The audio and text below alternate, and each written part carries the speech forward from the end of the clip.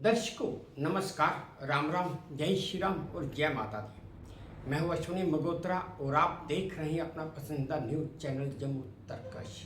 रोजाना की तरह सुबह का वक्त और मैं हाजिर हूँ कुछ चुनिंदा समाचार लेकर। तो चलिए पहले मुख्य समाचार सुन लेते हैं, फिर विस्तार से सुनेंगे। इस देश में दिवाली पर कुत्तों की पूजा होती है। भगवान श्री राम की सिक्कों से ही मूर्ति बना डाली। इस गांव की किसी भी दुकान पर दुकानदार होता ही नहीं। क्या कोई एक देश एक दिन के लिए किराए पर लेना चाहेगा? गृह मंत्री अमित शाह तो अमेरिका को झटका देने को तैयार बैठे हैं। ये स्वदेशी ऐप तो चैट जीपीटी और जेमिनी का भी बाप है। बड़ा अफसोस है कि अनपढ़ों को भर्ती करने वाले भी खुद अनपढ़ हैं।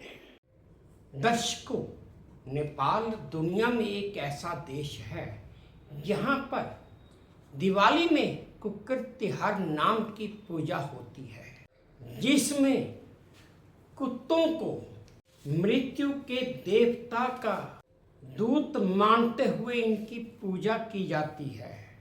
पूजा के दौरान इन कुत्तों को ताज़ा फूलों की माला पहनाई जाती है, टीका लगाया जाता है और चावल अक्षत वगैरह भी चढ़ाए जाते हैं, क्योंकि वहाँ के लोगों का विश्वास है कि कुत्ते यम के संदेश वाहक हैं जो खतरों को बड़ी जल्दी और बड़ी दूर से ही भांप और समझ लेते हैं।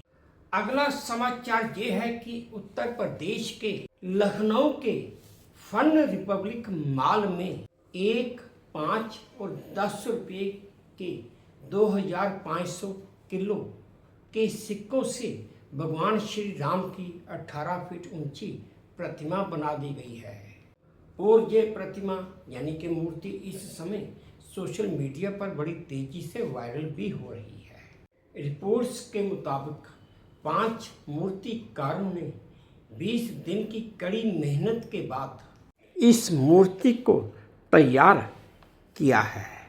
आस्था और कला के इस संगम को एशिया बुक का वर्ल्ड रिकॉर्ड्स और इंडिया बुक का वर्ल्ड रिकॉर्ड्स में भी दर्ज किया गया है। दर्शकों, आप ये वीडियो देखिए जो मुझे वीटू न्यूज़ के सौजन्य से प्राप्त हुआ है।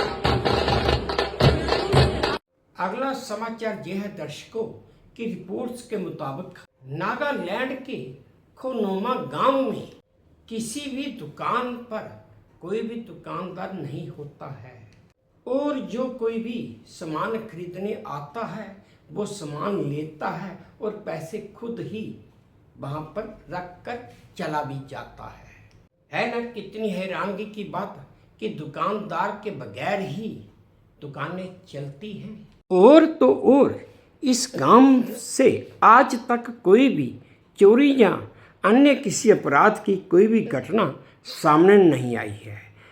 खोनोमा गांव को ऑनेस्ट विलेज के साथ ही भारत का पहला ग्रीन विलेज भी कहा जाता है।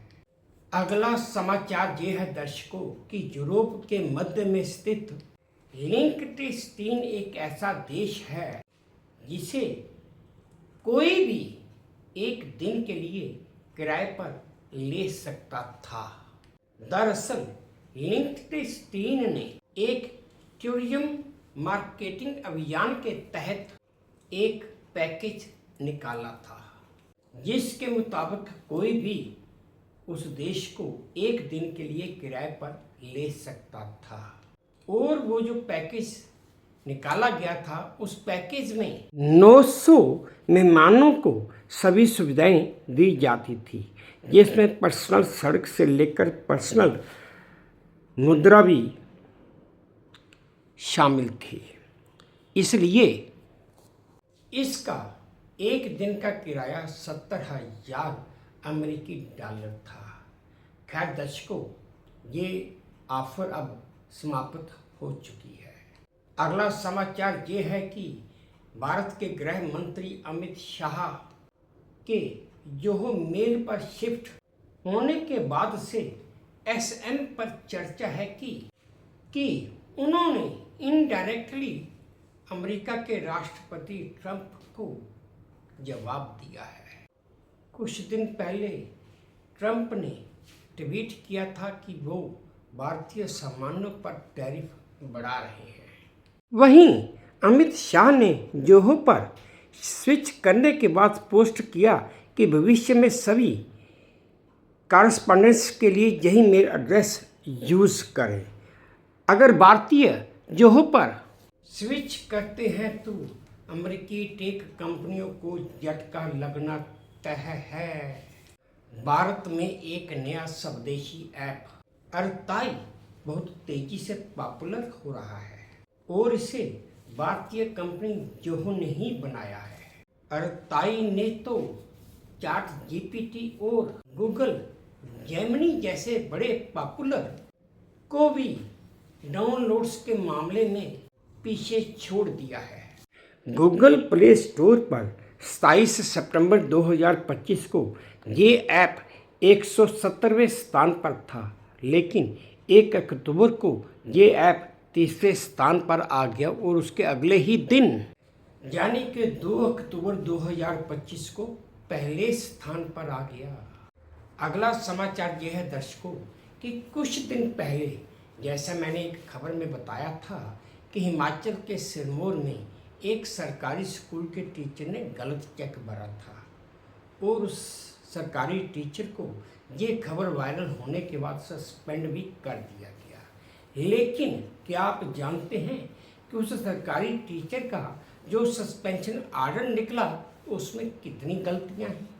उस सस्पेंशन ऑर्डर में प्रिंसिपल की जगह प्रिंसिपल लिखा है, सिरमौर की जगह सिरमौर MOR लिखा है और एजुकेशन के स्पेलिंग बिल्कुल गलत लिखे हैं। जैसे कि एजुकेशन के स्पेलिंग EDUCATION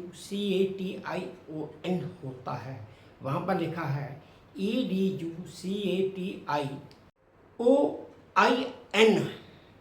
ऐसा लिखा हुआ है। अब सोचने और समझने की बात तो ये है कि जिन्होंने उस सरकारी टीचर को भर्ती किया था जिसने चेक गलत भरा था, 1 मिनट के लिए मान लें कि अगर वो अध्यापक टीचर अनपढ़ था, कम पढ़ा लिखा था, तो जिन्होंने भर्ती किया था इस आर्डर से साबित हो गया कि वो कितने पढ़े लिखे हैं। दर्शकों, आज का आखिरी चुनिंदा समाचार ये है कि फिलीपींस में 7.4 तीव्रता का भूकंप आया है। इसके बाद वहाँ पे सुनामी का अलर्ट जारी कर दिया गया है। भूकंप के झटके इतने तेज थे कि वहाँ इमारतों से सामान गिरने लगा और लोगों में हड़कंप मच गया और इसके बाद लोग वहाँ से अपने घरों से निकलकर खुली जगहों पर चले गए। खैर, कोई जानी नुकसान की अभी तक कोई खबर रिपोर्ट है नहीं। दर्शकों, आप ये वीडियो देखिए जो मुझे वे टू न्यूज के सौजन्य से प्राप्त हुआ है। Lord!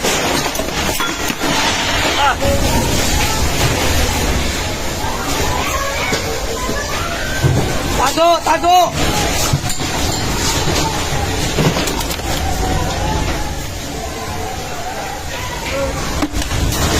Lord! Tama na, Lord! Lord! Tama na, Lord! Relax lang. दर्शकों, ये थे आज के चुनिंदा समाचार जो मैंने आप सबके साथ साझा किए। उम्मीद करता हूँ आपको ठीक लगे होंगे। अगर ठीक लगे हैं तो मेरी वही प्रार्थना कि प्लीज़ मेरे इस चैनल को लाइक कर दीजिए, शेयर कर दीजिए और सब्सक्राइब भी कर दीजिए। और हाँ, अपने कमेंट्स मेरे कमेंट बॉक्स में ज़रूर डालिए ताकि मैं उन्हें भी ध्यान से पढ़ सकूँ। बस अब इसी उम्मीद के साथ आप सबसे विदा लेता हूँ कि आप अपना भी ध्यान रखेंगे, अपने देश का भी ध्यान रखेंगे। जय भारत और धन्यवाद।